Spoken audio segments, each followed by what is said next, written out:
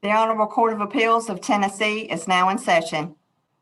Thank you, Ms. Dempsey. And on behalf of Judges Bennett and McClarty, I wish to welcome counsel to this oral argument, which we are live streaming so that we can maintain our open court policy. Each of you has 15 minutes to present your argument, and the appellant has reserved some of that time. Thus, I will ask Ms. Dempsey to call the case. Brian Koblitz versus State of Tennessee. Thank you, and the appellant has the floor. Thank you.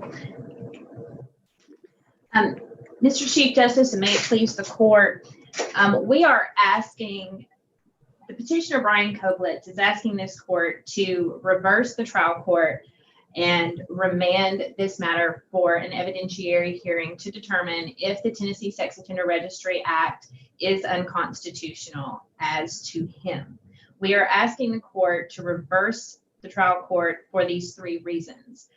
The trial court has subject matter jurisdiction to adjudicate claims of controversy dealing with the Constitution of the United States and the state constitution. The Uniform Administrative Procedures Act compliance is not required in this matter, and the ongoing requirement for registration for the petitioner violates his constitutional protections under ex post facto legislation.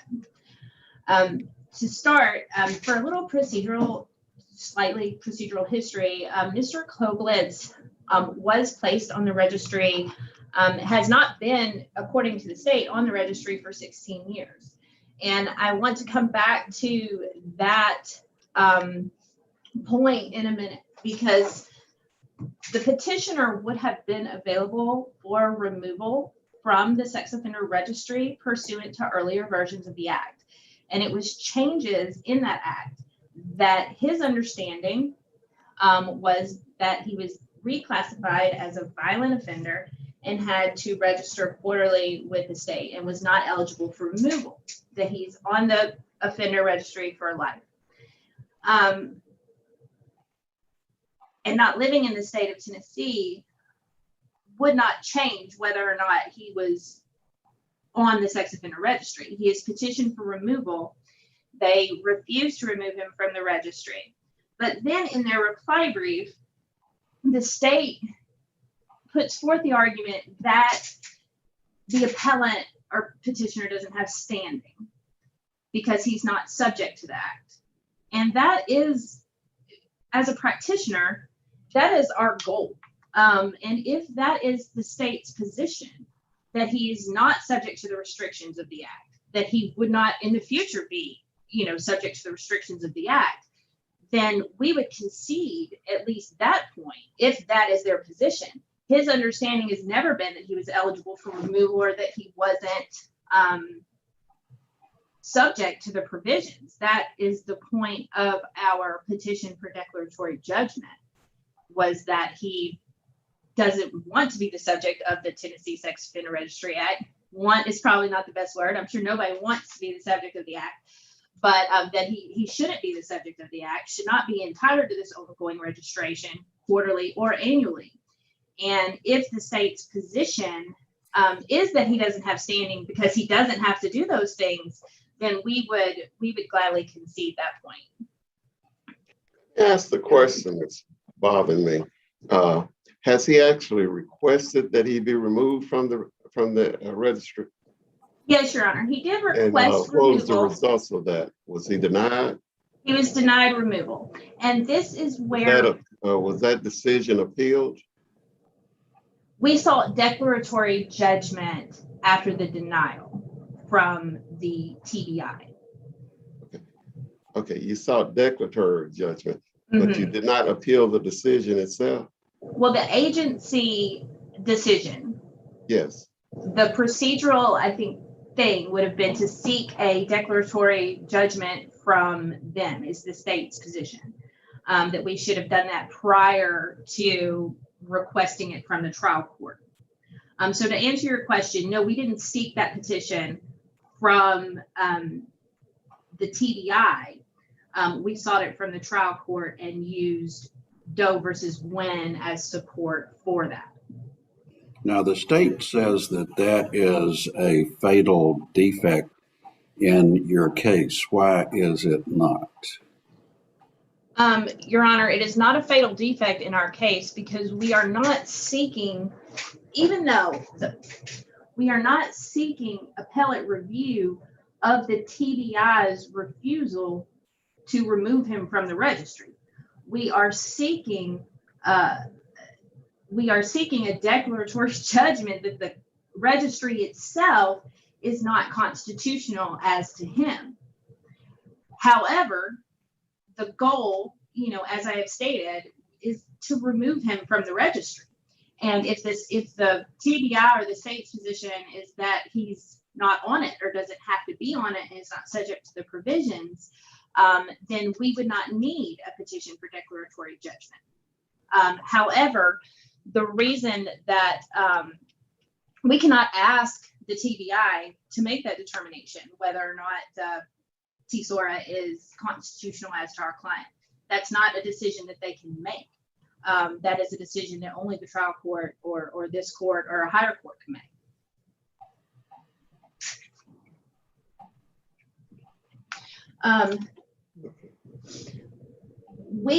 In regards to standing, even though I have acknowledged the conditions under which I can see that point, my client's position and the petitioner's position is that he is under a constant threat of being arrested, of being incarcerated.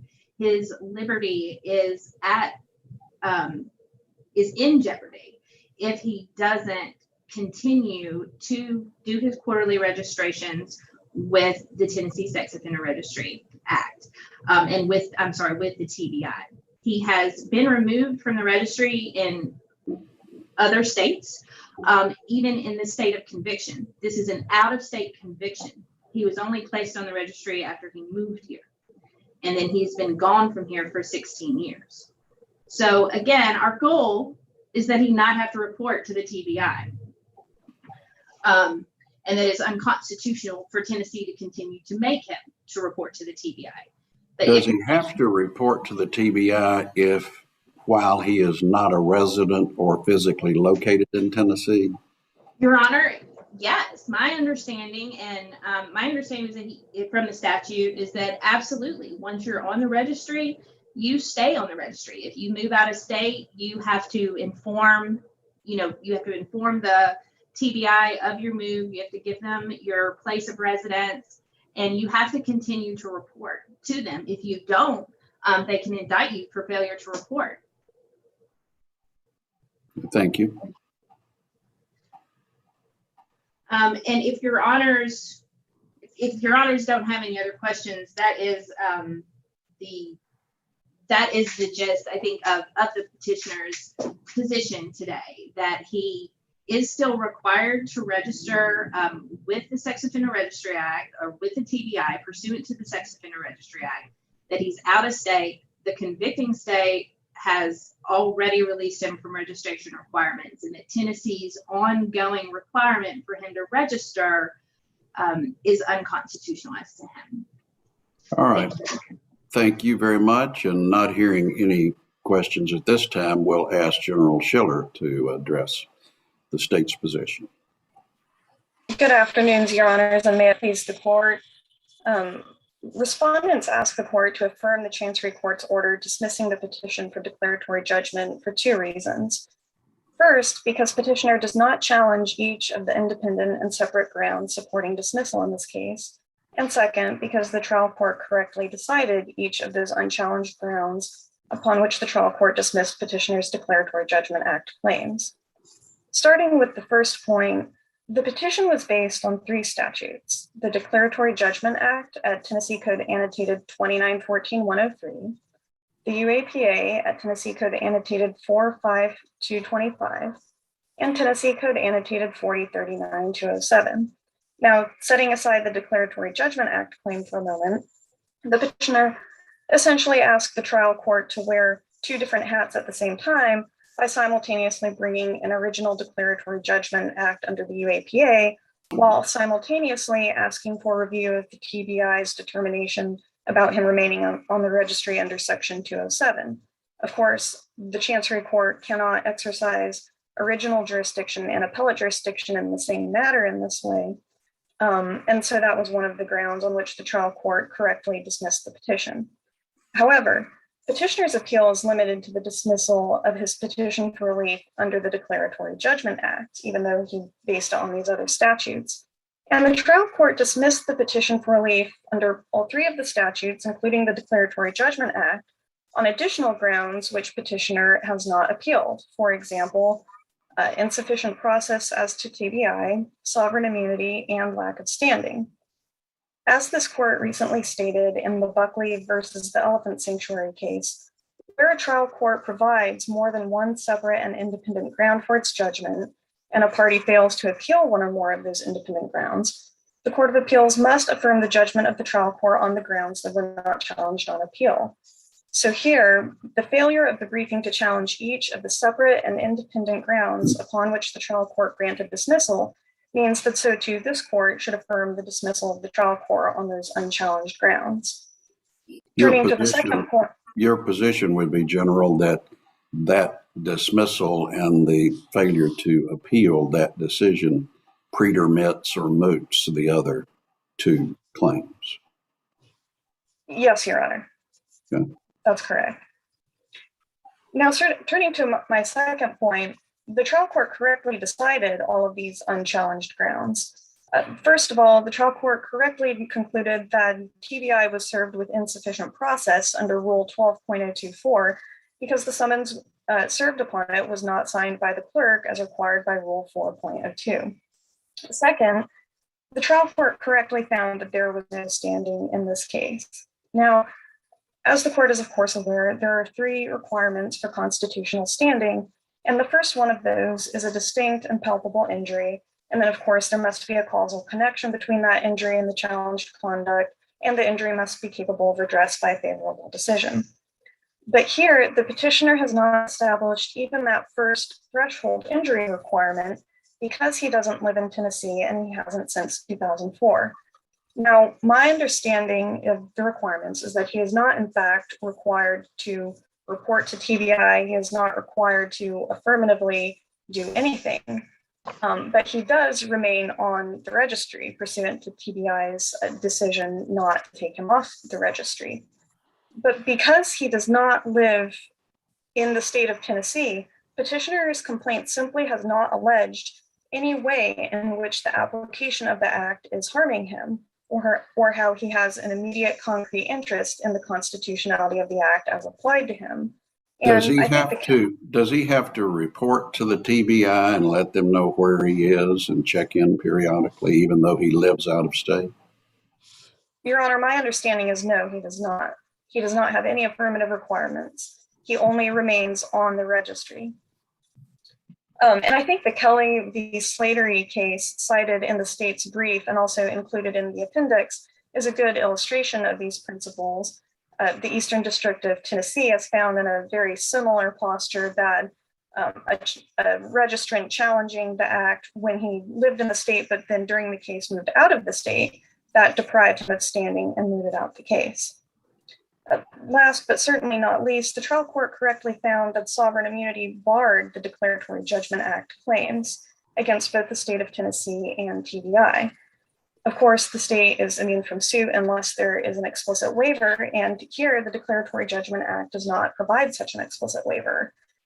As Colonial Pipeline teaches, the Declaratory Judgment Act confers jurisdiction over state officials who enforce allegedly unconstitutional statutes. But it does not waive sovereign immunity, and it does not give jurisdiction over the state itself, nor does it give jurisdiction over TBI as an agency of the state, again, as shown in Colonial Pipeline and the Davidson versus Lewis Brothers Bakery cases. So for all of these reasons, the court should affirm the judgment of the Chancery Court. And if the court has any further questions, I'd be more than happy to address them. Otherwise, for the reasons discussed, respondents respectfully request the court affirm the judgment of the trial court, dismissing the petition for declaratory judgment. Hearing no questions at this time of the general, we'll hear rebuttal from Ms. Timmerman.